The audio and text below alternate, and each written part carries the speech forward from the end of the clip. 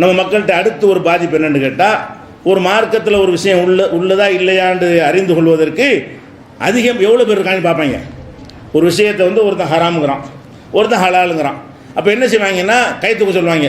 ஹராம்னா 3 பேர் ஹராமுங்கிறாங்க, ஹலால்னு 3 பேர் தான் சொல்கிறாங்க. அப்போ இதுதான் சரி. அப்போ எந்த பக்கம் ஜாஸ்தியாக இருக்கிறதோ, இத்தனை ஊர்களில் சந்தனக்கூடு நடத்துகிறதா இல்லையான்னு பிரச்சனை ஆயிரும். உடனே ஊரை கூட்டி என்ன செய்வாங்க, மக்கள்கிட்ட கருத்து கேட்பாங்க. மார்க்கம் என்ன சொல்லணும்னு கேட்கவியா, நீ மக்கள்கிட்ட கருத்து கேட்பியா? சந்தனக்கூடு என்பது மார்க்கத்தின் பேரால் செய்கிற, இது செய்யலாமா, இதுக்குரிய ஆதாரத்தை சொல்லுங்கடான்னு எல்லாத்தையும் மக்கள்கிட்ட கேட்கறது இல்லை. ஊரை கூட்டி வைத்துக்கொண்டு சந்தனக்கூடு கச்சேரி பண்ணலாம், கை தூங்க, அது 200, அதை கச்சேரி நடத்தக்கூடாது 2 போங்கடா. இதை மார்க்கம் நடந்து கொண்டு இருக்கிறது. இன்னைக்கு சில ஊர்களில் பிரச்சனையாகி நம்ம தௌஹீத் ஜமாத் மனு கொடுத்து இது மார்க்கத்தில் இல்லைன்னு சொன்னோம்னா, அங்கே உள்ள நிர்வாகிகள் எப்படி இருக்கிறாங்கன்னு கேட்டால், பெரும்பான்மையே கருத்தில், பெரும்பான்மை ஒரு ஆதாரம், இஸ்லாத்தின் ஆதாரம் வஹீன்னு சொல்லும் பொழுது அந்த வஹியை வச்சு தீர்ப்பளி, வஹி என்னன்னு கண்டுபிடி, அதை கேளு, மக்கள்கிட்ட கேளு, உனக்கு தெரியாத அறிஞர்கள்ட்ட கேளு, கேட்டு வஹியில் சந்தர்ப்பம் நடத்தலாம்னா நடத்து, வஹியில் கூடாதுன்னா விட்டுரு. இதுக்கு ஏன் ஓட்டெடுப்பு? ஓட்டர் நடத்துறாங்க, மெஜாரிட்டி தான் நீங்கள் தீர்மானிக்கக்கூடியதாக இருக்குது. சில விஷயங்களும் மெஜாரிட்டி வரலாம், யார் தலைவர் யார் செயலாளர் அது மெஜாரிட்டி வச்சுக்க, அது நிர்வாக விஷயம், அதுக்கு மார்க்கம் கிடையாது. எத்தனை ரகா தொழுவுறதுக்கு ஓட்டு போட முடியுமா?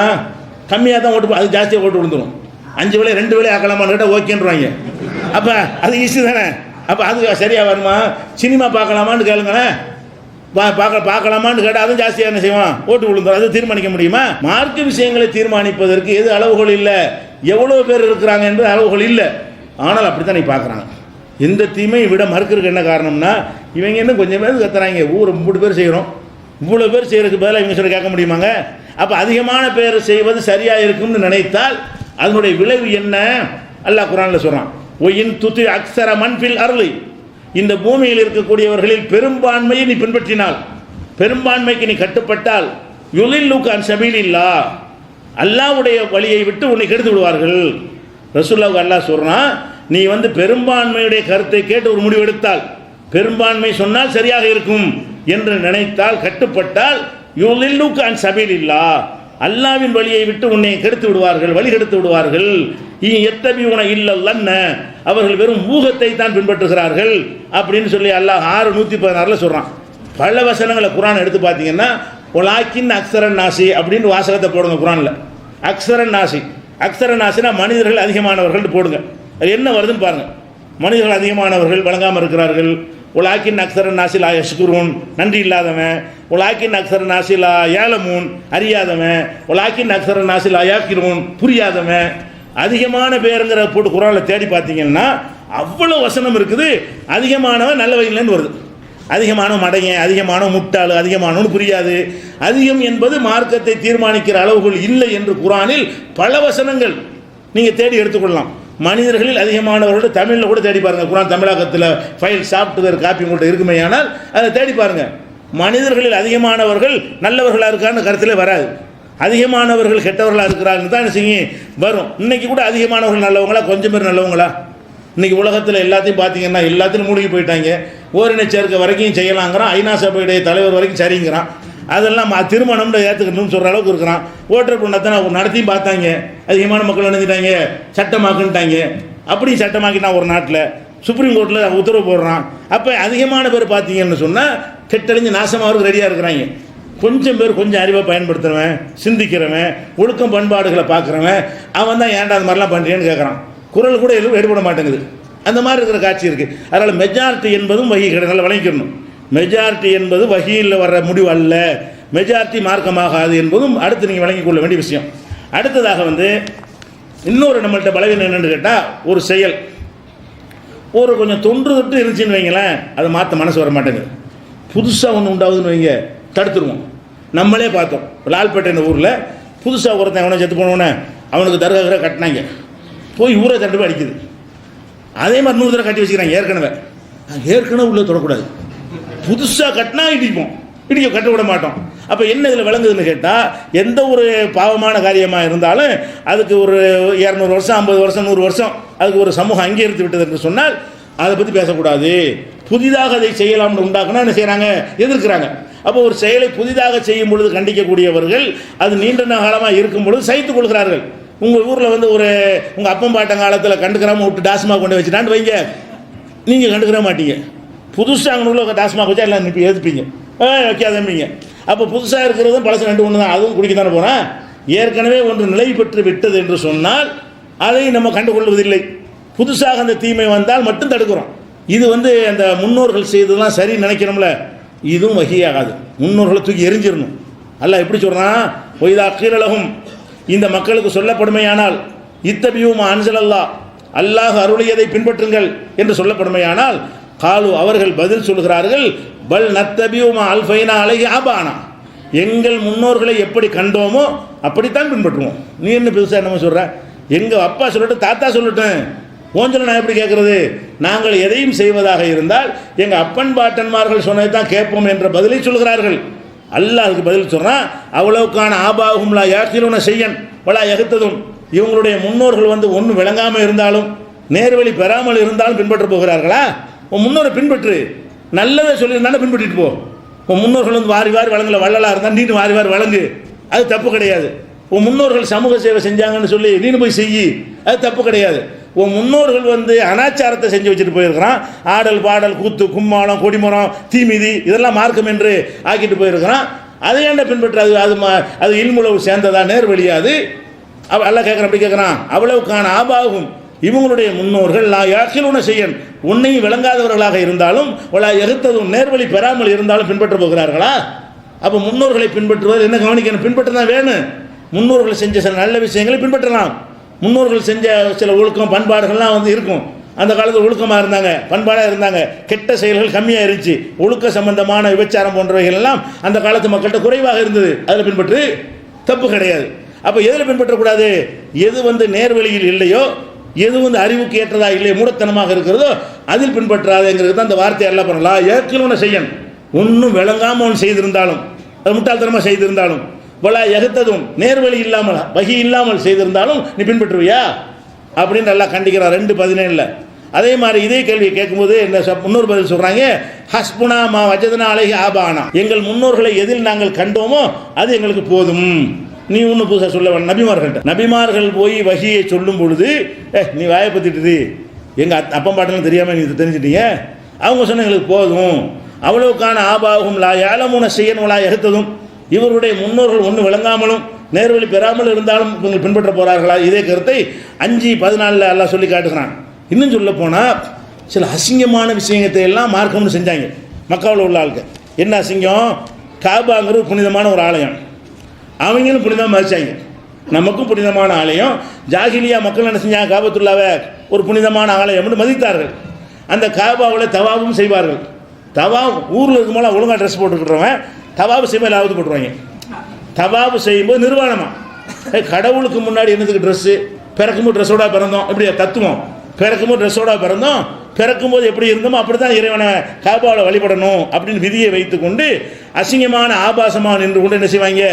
சுற்றுவாங்க, தவாபு செய்வாங்க. காபாங்கிற அல்லாவுடைய ஆலயங்கிற பயம் இல்லாமல், இதையெல்லாம் அல்லாஹ் அனுமதிச்சிருப்பானாங்கிற ஒரு அறிவு கூட செலுத்தாமல் இப்படி செய்வது அல்லாவுக்கு உகந்தது என்று சொல்லி செய்வாங்க. ஏன்டா அப்படி செய்கிறேன்னு கேட்டால் அதுக்கு பதில் என்ன? இதா பாலு ஃபாஹிஷத்தன், அசிங்கமான செயலை இவர்கள் செய்யும் பொழுது, காலு வஜதனா அலைஹா ஆபானா, எங்கள் முன்னோரும் இப்படி செஞ்சாங்க. இப்படி தான் கேள்வி கேட்காது. எங்கள் அத்தா இப்படி தான் போனார், நிர்வாணம் தான் சுற்றினார், எங்கள் தாத்தா இப்படி தான் செஞ்சார். அது மாதிரி பதில் என்ன செய்கிறாங்க? வஜதனா அலைஹா ஆபானா, எங்கள் முன்னோர்களை இப்படித்தான் கண்டோம். ஒல்லாஹு அமரனாபிக, அல்லாஹ் இப்படி தான் சொன்னாங்க. எங்களுக்கு முன்னோர்கள் செஞ்சதெல்லாம் அல்லாஹ் சொல்லி செஞ்சுட்டாங்க. முன்னோர்கள் செஞ்ச காரியங்கள்லாம் இவன் என்ன நினைக்கிறான்? அது கரெக்டாக செஞ்சாங்கன்னு நினைக்கிறது அந்த வார்த்தையை போடுறான். எப்படி போடுறான்? ஒல்லாஹு அமரனாபிகா, இப்படி நிர்வாணமாக சுத்த சொல்லி எங்கள் அப்பம் பாட்டம்மாவர்களுக்கு அல்லா தான் சொல்லி கொடுத்தான். எங்கள் அப்பம் பாட்டம்மாவர்களும் சொந்தமாவெல்லாம் செய்யலை, அல்லா தான் சொல்லி கொடுத்தான்றாங்க. அதுக்கு அல்லாஹ் பதில் சொல்கிறான், குல் நபியை நீங்கள் சொல்லுங்கள், இன்னல்லாஹ லா யாமுரு பில் ஃபஹ்ஷாய், அல்லாஹ் அசிங்கத்தை ஏவ மாட்டான். அந்த அறிவு கூட இல்லையாடா? இதுக்கு புஸ்தகத்தை படிக்கணுமா? அல்லாஹ் அசிங்கத்தையும் ஆபாசத்தையும் கட்டளை இடுவானா? இன்னல்லாஹ லா யாமுரு பில் ஃபஹ்ஷாய், அருவருக்கத்தக்க காரியங்களை எல்லாம் அல்லாஹ் ஏவ மாட்டான். தக்கூலுன அலல்லாஹி மாலா தஅலமூன், அல்லாஹ்வின் மீது அறியாத இட்டுக்கட்டி சொல்கிறீர்களா அப்படின்னு அல்லாஹ் பதில் சொல்கிறான் 7:28. அப்போ இதில் என்ன வந்திருக்கு என்று கேட்டால், முன்னோர்கள் செய்கிற கெட்ட காரியம் கூட அல்லாஹ் சொல்லித்தான் நினைக்கிறாங்க. இந்த குறவன் குறித்து டான்ஸ் எல்லாம் ஆடினாங்கல்ல கந்துரிங்கிற பேரில், எந்த அடிப்படையில் அவன் செய்கிறான்? நம்ம அப்பம் பாட்டமாரோ செஞ்சாங்க, அது மார்க்கத்தில் இருக்கும், மார்க்கத்தில் இல்லாமல் அவனை செஞ்சுருப்பாங்க அப்படின்னு நினச்சி கொண்டு தான் என்ன செய்யணும்? கொஞ்சம் கூட உறுத்தல் இல்லாமல் கேப்பரா டான்ஸ் வரைக்கும் போடுவாங்க. இதில் கந்துரி விழாக்களில் அவன் அப்பம் பாட்டம் செஞ்சாங்கிறதுக்காக வேண்டி என்ன ஏன் உறுத்தல் இல்லாமல் செய்கிறான்? அது மார்க்கத்தில் உள்ளது. எல்லாம் சொல்லியிருப்பான். எல்லாம் அஜத் மாதிரிலாம் பார்த்து தானே இருக்கிறாங்க. இந்த அஜத்தோட பெரிய பெரிய அஜத்தெல்லாம் இருந்தாங்களா அந்த காலத்தில், அவங்களாம் கூட சொல்லியிருப்பாங்கல்ல. இதெல்லாம் ஆதாரம் வச்சுக்கிட்டு அல்லாஹ் அமரனாபிஹா, அல்லாஹ் தான் இப்படி கட்டளையிட்டான்ங்கிறார்கள். அதே மாதிரி ஒவ்வொரு நபிமார்கள் சொல்லும் பொழுது காலு அஜத்தனாலி தல்ஃபித்தனா அம்மா வஜதனாலே ஆபானா, எங்கள் முன்னோர்கள் எதில் இருந்தார்களோ அந்த வழியில் நாங்கள் போவதை தடுக்க வந்திருக்கிறியா? நாங்கள் எங்கள் அப்பம்பாட்ட பாதையில் போகிறோம், நீ நபின்னு வந்து கொண்டு அதை தடுத்து நிறுத்த பார்க்குறியா? ஓ தக்கூன லக்குமல் கிபரியா, உங்கள் 2 பேருக்கு மூசா ஹாரூன்ட்ட சொல்கிறாங்க ஃபிரௌனுடைய கூட்டத்தார், ஓ தக்கூன லக்குமல் கிபரியா, உங்கள் 2 பேருக்கு மட்டும் பெருமை ஏற்படணும், அந்தஸ்து ஏற்படணும் என்பதற்காக வந்திருக்கிறீங்களா அப்படின்னு சொல்கிறாங்க. ஒமா நகுனு லக்குமா பிமுனின், நீங்கள் வந்து சொல்கிறத நாங்கள் நம்ப மாட்டோம், எங்கள் முன்னோர்கள் வழியை மாற்ற சொன்னால் கேட்குறாங்க, தயாராக இல்லை. எப்போ தயாராக இல்லைங்கிறான்? மூசா நபி கைத்தடியை பாம்பாய் காட்டுறாரு, கையில் அப்படி காட்டுறாரு, வெளிச்சம் பளிச்சுன்னு அடிக்குது, இதெல்லாம் பார்த்து ஒருத்தர் நேர்வழிக்கு வரணும், இது கூட அதை அசைக்க முடியல. எதை முன்னோர் பக்தின்னு உள்ள ஊட்டி இருக்குதே, அதை வந்து இந்த அத்தாட்சிகள் அவ்வளோ அற்புதமான அத்தாட்சிகளை காட்டின பிறகு கூட இதெல்லாம் தூக்கி போடியா ஜூஸ் பண்ணிட்டாங்க. நம்ம காலத்தில் சின்ன அறப்புங்க குரலி வித்தக்காரங்க பய கட்டி நிற்கிறாங்க. நம்ம பார்க்குறோம் ஒரு குரலி வித்த பொய்யா ஏதாவது செய்வாங்களே, அவனை கேட்டு பயந்து நடுங்கி நம்ம மக்கள் இருக்கிறாங்க இந்த காலத்தில். இவன் எவ்வளோ தெனாவட்டில் இருக்கான்னு கேட்டால், நீ அதை விட பெரிய அற்புதத்தை கைத்தறியை போட்டு பாம்பாக்கினாலும் சரிதான், முன்னோர்கள் சொன்னது மாற்ற வச்சனா ஏற்றுக்க முடியாது. அவங்க உன்னை விட பெரிய ஆளுக்கு, கரெக்டான ஆளுக்கு இப்படின்னு சொன்னார்கள் என்று 10:78 அல்லாஹ் சொல்லி காட்டுகிறான். அதே மாதிரி அறிவுபூர்வமாக கேட்குறாங்க சில நபிமார்கள், இப்ராஹிம் அலைஹிஸ்ஸலாம் மாதிரி நபிமார் கேட்குறாங்க, ஹல் எஸ்மா உனக்கு ததுவும், நீங்கள் ஒரு கல்லை போய் வணங்குறீங்களப்பா, நீங்கள் கூப்பிடும்போது அது காது கொடுத்து கேட்குதா? கூப்பிட்றீங்களா அவரே இவரேன்னு கூப்பிட்றீங்க, அந்த சிலைகள் வந்து காது கொடுத்து கேட்குறதா அப்படின்னு கேட்குறது. அவ என்ஃபோ உனக்கும் எழுதணும், அல்ல உங்களுக்கு நன்மையாவது தீங்காவது அதுவே நேரடியாக செய்கிறதா, அப்படி தான் பார்த்துருக்குறீங்களா அப்படின்னு அறிவுபூர்வமாக நபிமார்கள் கேட்டால் காலு அதெல்லாம் பேசாத, பல் வஜதன் ஆபானா கதாலிக்க போகணும், எங்கள் அப்பா மாட்டே தான் ஆளி பார்த்து போ, கேட்குதா கேட்கலையா அது எங்களுக்கு என்னதுக்கு, அப்போ சிந்திக்க மாட்டேங்கிறான். அது சிந்திச்சு பார்த்து ஏற்றுக்கிறேன்னு சொன்னால் அந்த விளையாட்டுலாம் கிடையாது. எங்கள் அப்பம் பாட்டேன்னு சொன்னால் சிந்திக்கிற வேலையே கிடையாது, அதான் அந்த வாழ்க்கையில் போய்கிட்டு இருப்போம் அப்படின்னு சொன்னாங்க. அப்போ இந்த மாதிரி அதுக்கு இதுக்கு நல்லா பதில் சொல்கிறான். 26, 24 சொல்கிறான். அதே மாதிரி ஒய்தா கீழலகம் இத்தபியும் ஆன்சல் அல்லா, அல்லாஹ் அருளியதை நோக்கி நீங்கள் பின்பற்றுங்கள் என்று சொன்னால் பல் நத்தபி மாவாஜிதனாலே ஆபானா, எங்கள் அப்பா சொன்னால் தான் கேட்போங்கிறாங்க. அவ்வளவுக்கான ஷைத்தானு எதுவும் இல்லை அதாபி சயீர், ஷைத்தான் நரக வேதனைக்கு அழைத்தாலும் அதை கேட்பியா? அவன்லாம் ஷைத்தானுங்கிறான்ல, அப்பம் பாட்டேன் கெட்ட செயலை செஞ்சிருந்தா அவன்லாம் ஷைத்தான், அவனை நரகத்திற்கு உன்னை அழைக்கிறான், நீ அது போக போறியாண்டு அல்ல என்ன செய்யறான், கடுமையாக எச்சரிக்கிறான் 31, 21 வசனங்களில். அப்போ இந்த மாதிரியாக நம்ம வந்து மார்க்கம் என்கிற பெயரில் உலமாக்கள் சொன்னாங்க, பெரியார்கள் சொன்னாங்க, ரொம்ப காலமாக இருக்குது, மெஜாரிட்டி சொல்கிறாங்க, இதெல்லாம் நிற்கிது. இன்னைக்கு வரைக்கும் சில மக்கள் வருவதுக்கு எது தயக்கமாக இருக்கிறது, அவங்க சொல்லலாம் ஜாஸ்தி கரெக்டாக தான் இருக்குது, ஆனால் கம்மியாக இருக்காங்களே, இவங்க என்ன ஜாஸ்தியாக இருக்கிறாங்க, இதனால வரமாட்டேங்கிறாங்க. நடுநிலையாக சில பேர் நின்று பார்க்குறாங்க, பார்த்து எண்ணி பார்க்குறான், கம்மியாக இருக்குது, இது ஒரு அளவுகள் இல்லை என்று திருக்குறான் மூலமாக நம்ம பார்க்குறோம். அப்போ இதெல்லாம் வகை கிடையாது.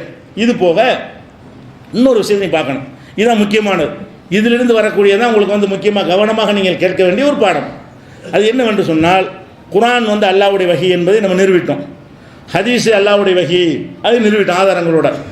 ஹதீஸை மறுக்கிறவன் முஸ்லீம் அல்ல என்பதை நிரூபித்தோம். ஹதீஸை நான் ஏற்றுக்கிற மாட்டேன், குரானை மட்டும்தான் ஏற்றுக்கிறவேன் என்று எவனாவது சொல்வானேயானால் அவன் யாரு? காஃபிர் என்று அல்லாஹ் தெளிவாக உலாய்க்கு ஹுமுல் காஃபிரூன ஹக்கா, அவன் தான் மெய்யான காஃபிர் என்று அல்லாஹ் அளித்திருக்கிற தீர்ப்பையும் இன்னும் பல வசனங்களையும் சான்றாக சொல்லி உங்களுக்கு சொல்லிவிட்டோம். ஆனால் இந்த ஹதீஸை பின்பற்றுகிற விஷயம் வரும் பொழுது தௌஹீத் ஜமாஅத்தில் இருக்கிற நாமளே அல்லது ஹதீஸை பின்பற்றுன்னு சொல்லக்கூடிய யாருமே அனைத்து ஹதீஸையும் பின்பற்றுவது கிடையாது. அது ஏன் நீங்கள் விளங்கிக் கொள்ள வேண்டும். நாமளும் பின்பற்றுவது கிடையாது, மற்ற எந்த குரூப்பை சேர்ந்தவர்களாக இருந்தாலும் ஏதோ ஒரு காரணத்தை சொல்லி ஹதீஸ்களை தள்ளுகிறார்கள். நாமும் சில காரணத்தை சொல்லி ஹதீஸ்கள் சிலவற்றை மறுக்கிறோம், சிலவற்றை மற்றவர்களும் மறுக்கிறார்கள். யாரும் ஹதீஸ் என்று சொல்லப்பட்ட அனைத்தையும் ஏற்றுக்கொண்ட ஒரு குரூப் இல்லை. ஹதீஸ்னு சொல்லப்பட்ட அனைத்தையுமே நாங்கள் ஏற்றுக்கொள்வோம்னு யாரும் சொல்ல மாட்டேங்கிறாங்க. அப்போ குரான் என்று சொன்ன உடனே அப்படி ஏற்றுக்கிறோம். குரான் சொன்ன உடனே அதில் சஹீஹான குரானு, லைஃபான குரானு, பலமான குரான் வசனம், பலவீனமான குரான் வசனம் இருக்கா? இல்லை. குரான் வசனம் இது குரான் என்று சொன்ன உடனே அதில் எந்த விதமான கொஸ்டினும் இல்லாமல், எதையும் மறுக்காமல், எதையும் நிராகரிக்காமல், எதையும் தள்ளுபடி செய்யாமல் அனைத்து வசனங்களையும் நம்ம என்ன செய்கிறோம்? ஏற்றுக்கொள்கிறோம்.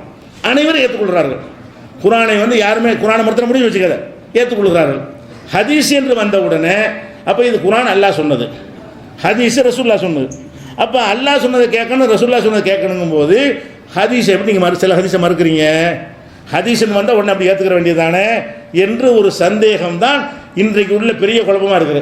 இந்த சந்தேகத்திற்கான தெளிவு இல்லாத காரணத்தினால தான் அந்த மாதிரி சில ஹதீஸுகளை நம்ம ஏற்றுக்கிற கூடாதுன்னு சொல்லும் பொழுது ஹதீஸை மறுக்கிறாங்க.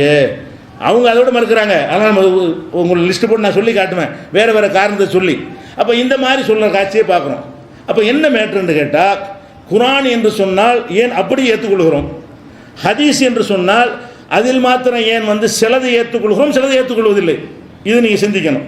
இப்போ நபிகள் நாயகம் ஸல்லல்லாஹு அலைஹி வஸல்லம் இந்த காலத்தில் வாழ்கிறாங்கன்னு வச்சுக்கிறோம், அல்லது நாம் இப்போ எல்லாரும் நபிகள் நாயகம் காலத்தில் வாழ்கிறோன்னு வச்சுக்கிறோம்.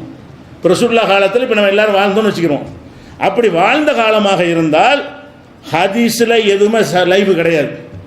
ரசூலுல்லாஹ் நேரம் உங்கள்கிட்ட சொல்கிறாங்க, உங்கள் காதில் கேட்குறீங்க, அவ்வளோதான் முடிஞ்சு வச்சு. குரானு கட்டுப்படுற மாதிரி ஹதீஸ் கட்டுப்பட்டு ஆவணிய.